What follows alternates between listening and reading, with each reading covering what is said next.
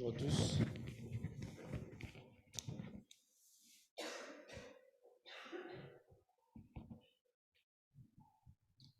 Le Dieu d'amour est aussi le Dieu de la seconde chance ou du nouveau départ.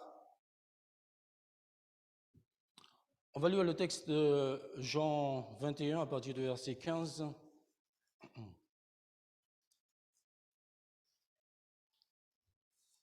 Il dit, après qu'ils eurent mangé, Jésus dit à Simon-Pierre, « Simon, fils de Jonas, m'aimes-tu plus que ne m'aiment ceux-ci » Il lui répondit, « Oui, Seigneur, tu sais que je t'aime. » Jésus lui dit, « Paie mes agneaux. » Il lui dit une seconde fois, « Simon, Pierre, Simon, fils de Jonas, m'aimes-tu » Pierre lui répondit, « Oui, Seigneur, tu sais que je t'aime. » Jésus lui dit, « Paie mes brebis. » Il lui dit pour la troisième fois, « Simon, fils de Jonas, m'aimes-tu » Pierre fut attristé de ce qu'il lui avait dit pour la troisième fois, « M'aimes-tu » Il lui répondit, « Seigneur, tu sais toutes choses, tu sais que je t'aime. » Jésus lui dit, « Paie mes brebis. » En vérité, je te le dis, quand tu étais plus jeune, tu te saignais toi-même et tu allais où tu voulais.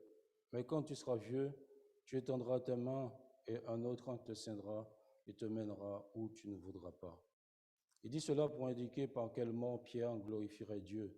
Et ayant ainsi parlé, il lui dit, « Suis-moi. » Pierre s'étant retourné fit venir après eux le disciple que Jésus aimait, celui qui, pendant le souper, s'était penché sur la poitrine de Jésus et avait dit, « Seigneur, qui est celui qui te livre ?» En le voyant, Pierre dit à Jésus, « Et celui-ci, Seigneur, que lui arrivera-t-il » Jésus lui dit, « Si je veux qu'il demeure jusqu'à ce que je vienne, que t'importe, toi, suis-moi. » Le Dieu d'amour est le Dieu de la seconde chance ou du nouveau départ. Nous allons revenir sur ce texte tout à l'heure. C'est ce moment d'échange très intéressant qui se déroule après la résurrection. L'amour est la nature même de Dieu. En ce moment, on est en train d'étudier les épîtres de Jean. Et le chapitre 4 détaille bien sur l'amour de Dieu. Au verset 8 de 1 Jean 4, il nous dit « Dieu est amour ». C'est l'essence même de Dieu, c'est sa nature. L'amour ne définit pas Dieu, mais c'est Dieu qui définit l'amour. Dieu est la définition même de l'amour. Au verset 7, toujours de cet épître 4, du chapitre 4, « Bien-aimés, aimons-nous les uns les autres, car l'amour est de Dieu, et quiconque aime est né de Dieu. » Verset 19, « Pour nous, nous l'aimons, parce qu'il nous a aimés en premier. » Versets 9 à 10, « Il a donné son Fils, Jésus-Christ. » Le verset qui dérange souvent, c'est le verset 20.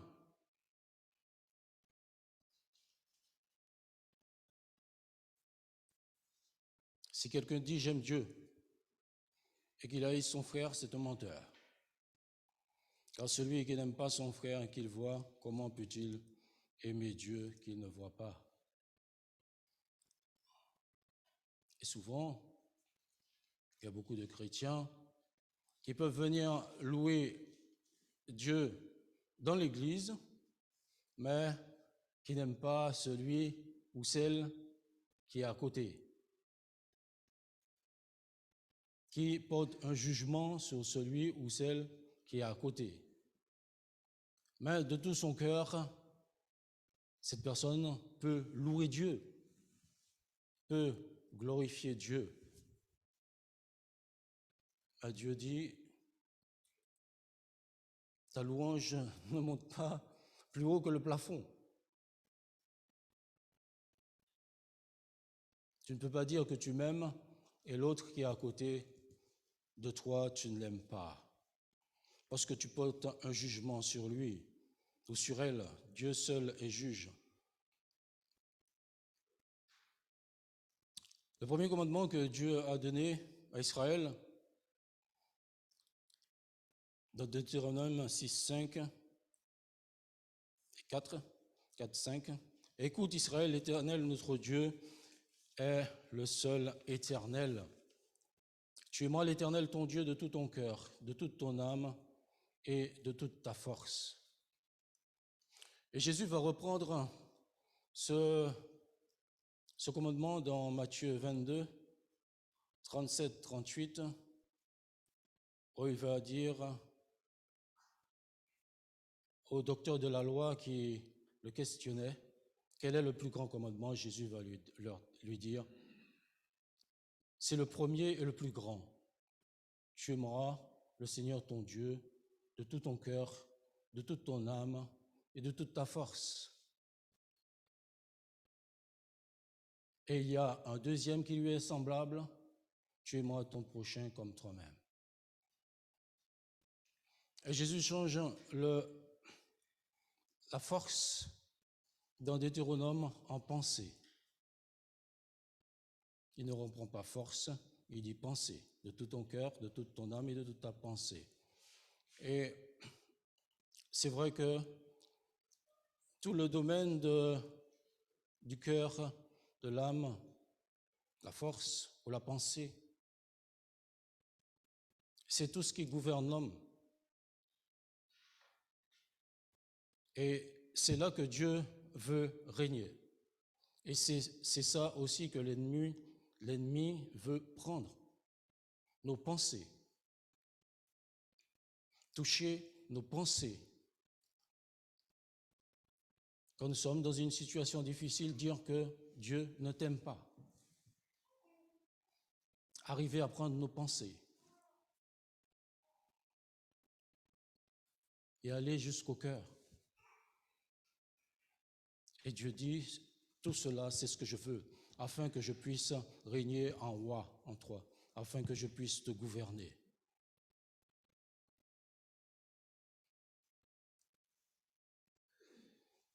C'est là où se prennent les décisions.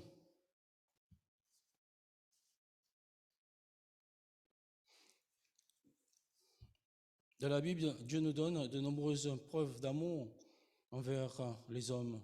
Dans Jérémie 31, 18 à 20, il dit, «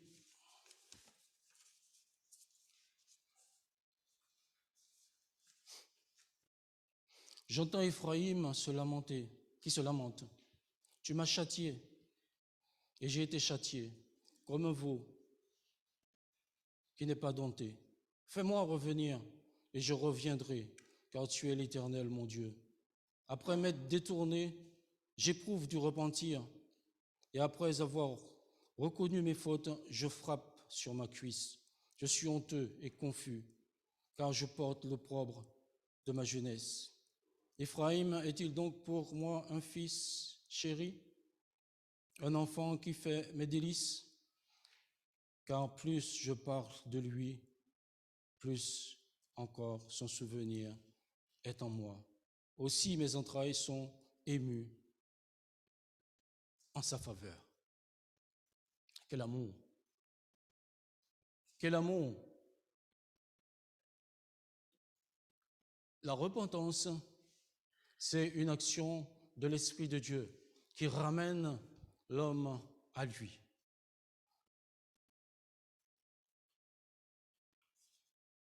Ephraïm dit, fais-nous revenir à toi et je reviendrai. Fais-moi revenir et je reviendrai, car tu es l'Éternel, mon Dieu. On peut mettre notre nom à la place d'Ephraïm. Après m'être détourné, j'éprouve du repentir. Et après avoir reconnu mes fautes, je frappe sur ma cuisse, je suis honteux et confus, et je porte l'opprobre de ma jeunesse. Ephraïm, et Dieu dit, Ephraïm est-il pour moi un fils chéri, un enfant qui fait mes délices? car plus je parle de lui, plus encore mon souvenir est en moi. Son souvenir est en moi. Aussi mes entrailles sont émues en sa faveur. Les entrailles de Dieu sont émues en ta faveur en ce matin.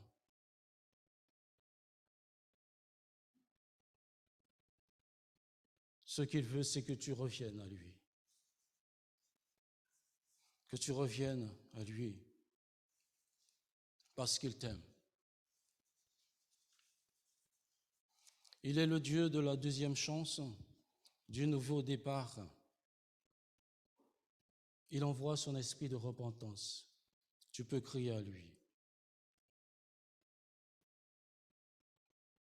Exemple d'amour,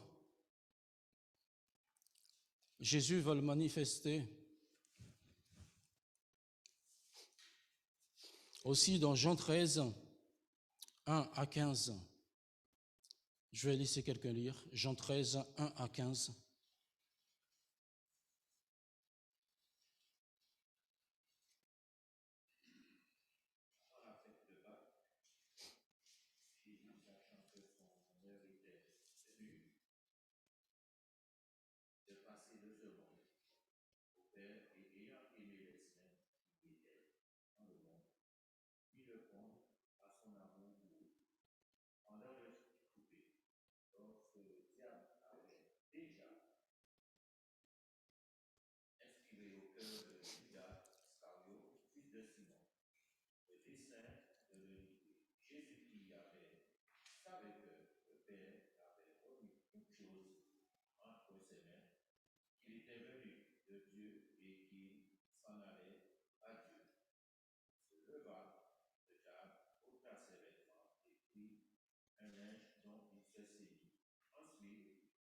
Ça de l'eau dans un bassin et il se mit à laver les pieds des disciples et les essuyer avec le linge dont il était saint.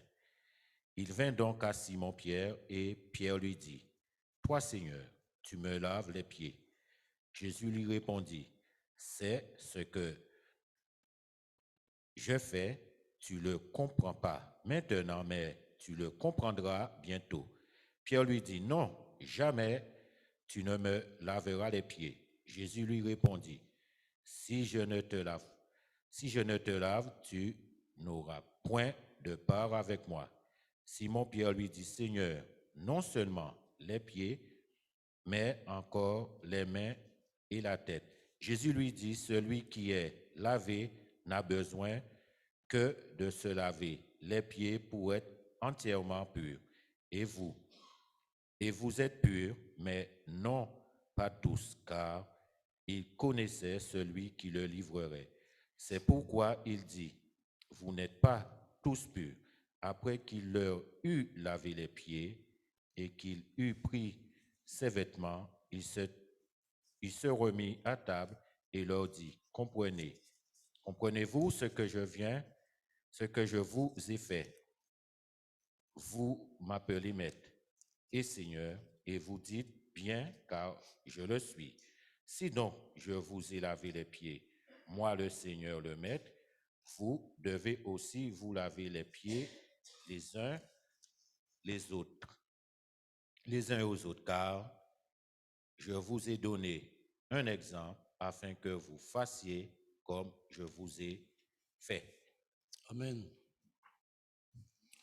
Plus tard, quand Jésus va dire à Pierre, va lui poser cette question solennelle.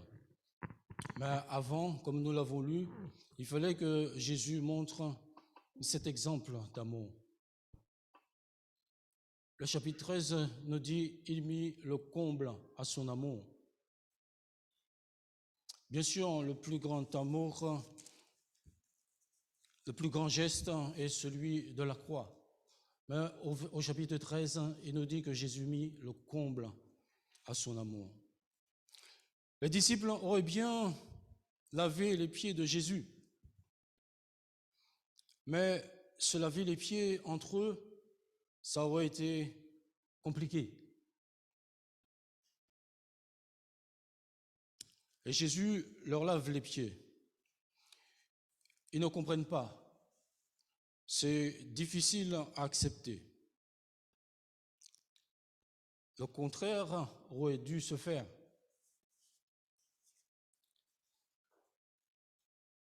Si moi, le maître, je vous lave les pieds, Jésus leur apprend l'humilité. Pierre ne comprenait pas la portée de l'acte de Jésus. Cet acte avait un symbole sous-jacent de pureté spirituelle, ce qui signifiait, à moins que l'agneau de Dieu ne lave tes péchés, nos péchés, nous ne pouvons pas avoir de part avec lui.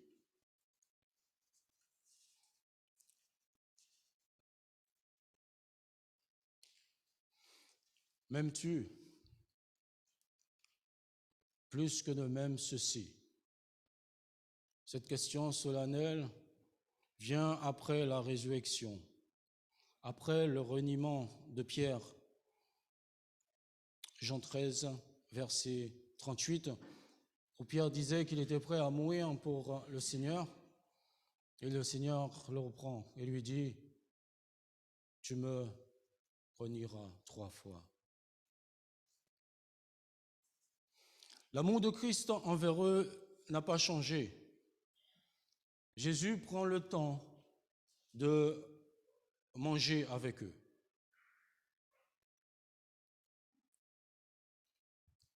Jésus sait que Pierre l'aime.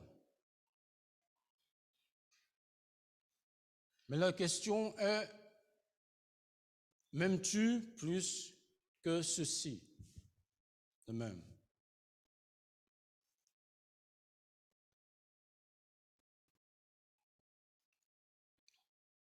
Jésus fait une comparaison. On imagine dans la tête de Pierre, à ce moment-là,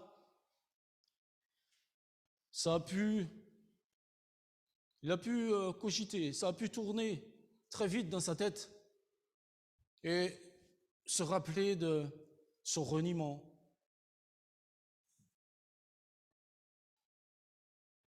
Pas une fois, mais 3 fois. 3 fois, c'est quand même beaucoup et lourd à porter.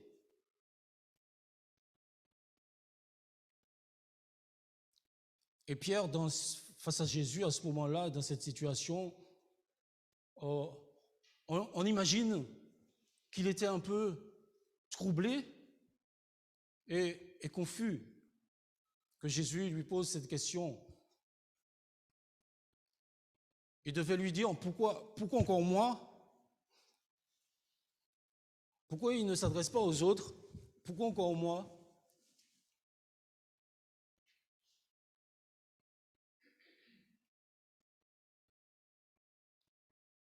Oui, dans sa tête,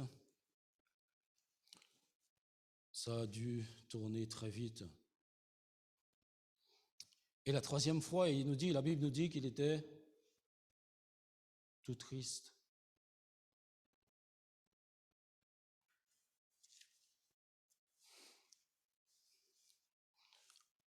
En grec, il y a 7 mots pour traduire le fait d'aimer. Ici, les 2 premières fois, Jésus va employer agapéo, qui est la notion de sacrifice, un amour sacrificiel, divin, désintéressé, fidèle. Et la 3e fois, Jésus va employer l'amour philéo, l'affection fraternelle. Es-tu vraiment mon ami?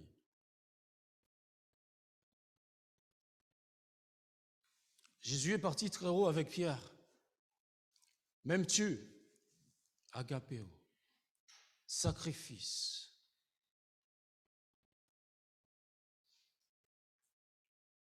Pierre dit, oui, je t'aime. Mais il ne comprend pas toujours. Et Jésus va descendre. Es-tu mon ami? Afin de l'amener plus tard à ce qu'il veut à cet amour que lui, il désire que Pierre ait pour lui.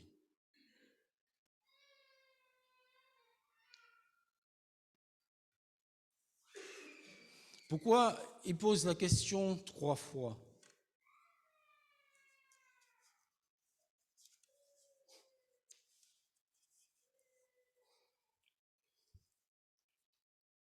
Le Seigneur n'est jamais là pour nous accuser ou pour nous condamner.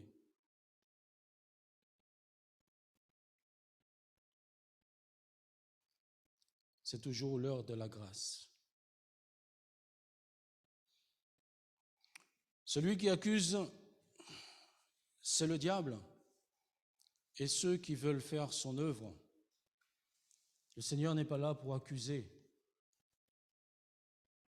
mais pour relever, pour fortifier, pour restaurer.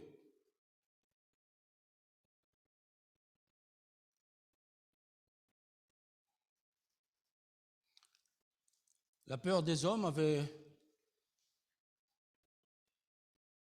a été un piège pour Pierre, mais il s'est repenti. C'est son histoire. Quelle est ton histoire?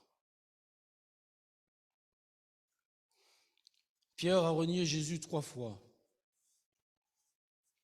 Jésus l'interrogea 3 fois.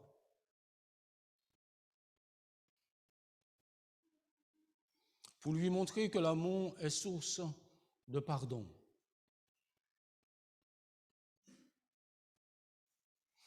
Lorsque Jésus rencontra Pierre la première fois, il l'appela Simon. Ensuite, au fil de son ministère, il nous dit, il est appelé Pierre, il est appelé Simon-Pierre.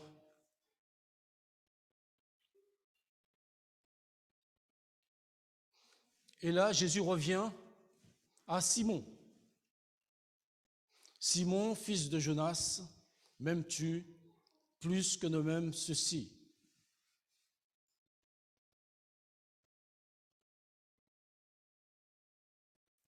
Jésus veut lui montrer par là que c'est l'heure, le moment du nouveau départ.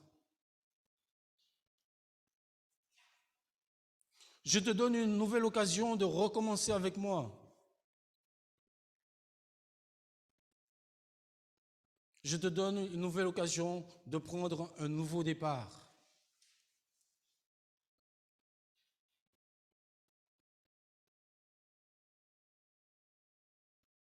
Il est le Dieu d'amour, le Dieu de la seconde chance ou du nouveau départ.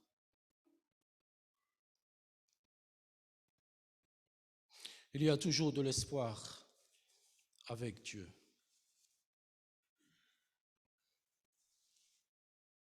Pierre est restauré, transformé.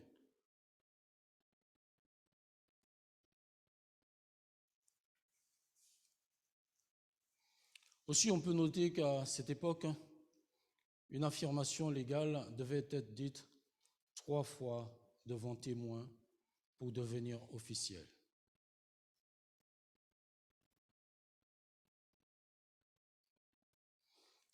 M'aimes-tu plus que ceci de même? Le Seigneur est en train de révéler à Pierre l'importance de la mission qu'il lui confiera. Mais il ne comprenait pas encore. Lui montrer ce qu'il allait souffrir pour lui.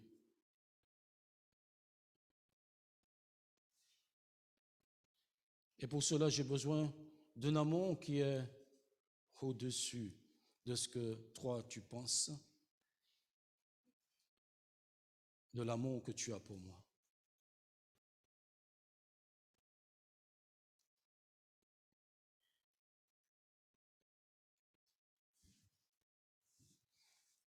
L'amour pour le Père et celui qui l'a envoyé est fondamental pour pouvoir suivre Dieu, pour pouvoir servir le Seigneur, pour pouvoir servir les autres.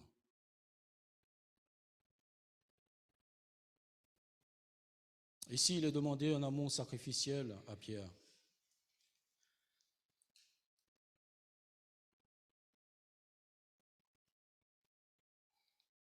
Plus que de même ceci, puisque Pierre ira jusqu'à mourir en martyr pour le Seigneur.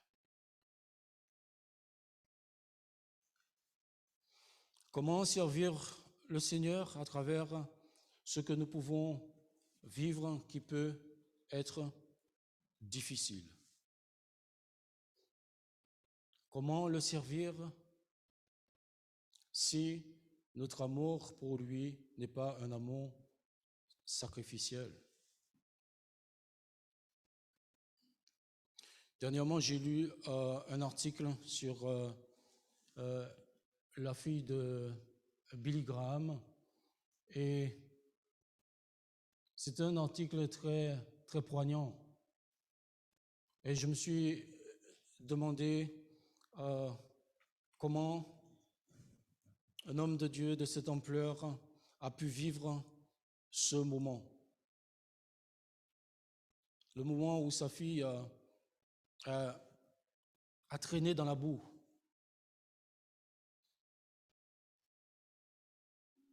A traîné dans la boue.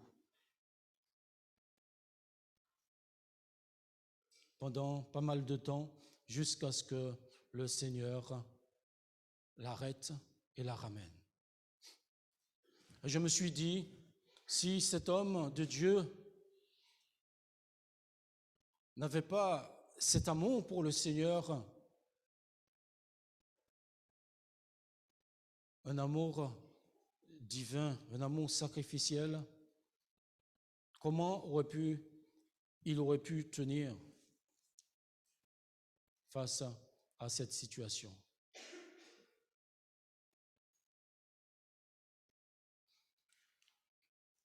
Il y a un autre homme de Dieu, Rick Warren, qu'on connaît, on a étudié son livre.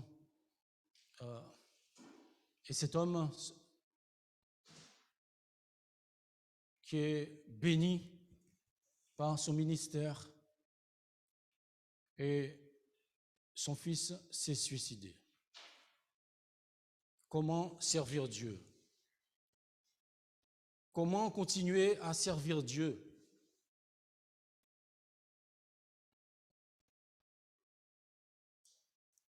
Si le véritable amour n'est pas dans notre cœur.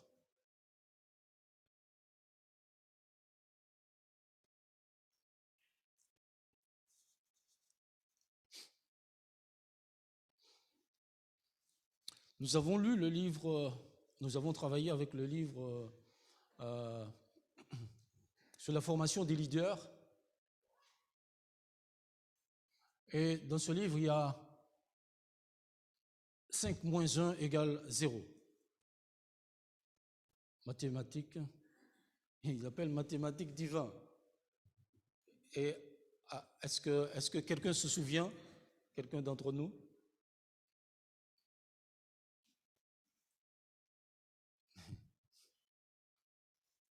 Il parle de l'amour. 5 moins 1 égale 0. C'est 1 Corinthiens 13.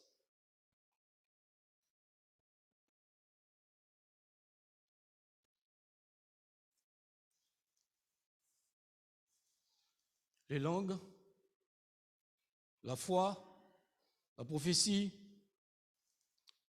la connaissance, sacrifice de nos biens, même de notre corps, on peut sacrifier au feu. Mais s'il manque l'amour, ça ne sert à rien. On peut avoir toute la connaissance.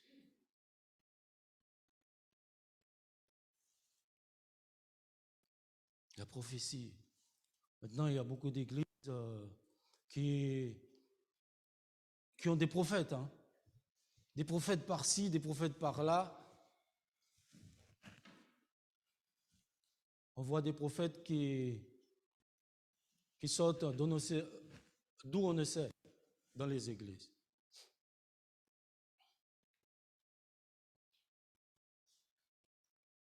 « 5 moins 1 égale 0.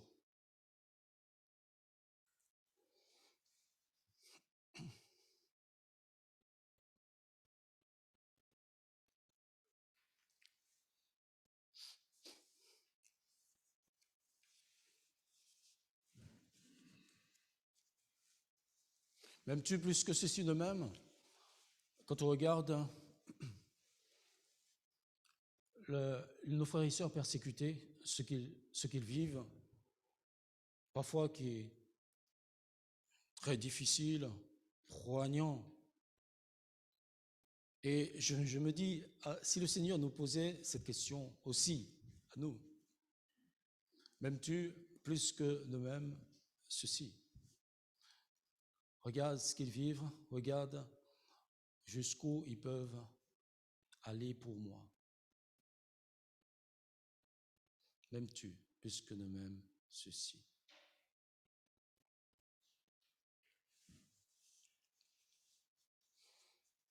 Jésus continue, paie mes agneaux, paie mes brebis. Jésus ne commence pas par paie mes brebis. Il commence, paie mes agneaux, par le plus petit. Et parfois avec le Seigneur, nous voulons aller vite. Nous voulons parfois aller même plus vite que le Seigneur. Et Jésus a dit à Pierre, paie mes agneaux. Commence par faire les petites choses et sois fidèle dans les petites choses afin que je puisse te donner de grandes choses après.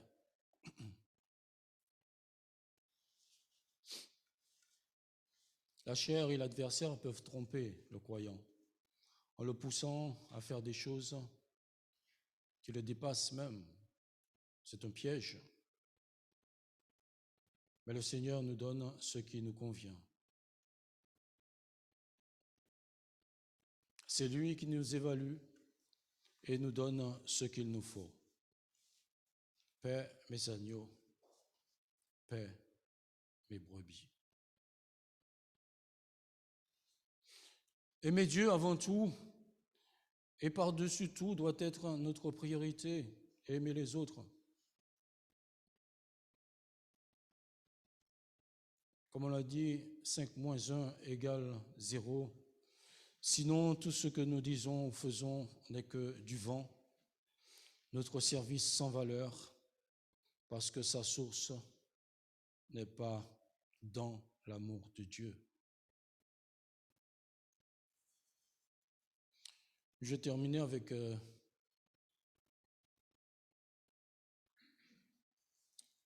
cette histoire. Un homme de 97 ans continue à dispenser un enseignement aux personnes âgées de son église. Quelqu'un dit qu'il est un exemple remarquable d'étudiant à vie des Écritures. Il aime toujours lire, étudier et enseigner la parole de Dieu. Il dit chaque fois que je me trouve en sa compagnie, il parle des Écritures et des commentaires qu'il a lus. Quel était le moteur de cet homme et sa motivation? L'amour pour Dieu, pour Christ et l'amour pour les autres. Amen.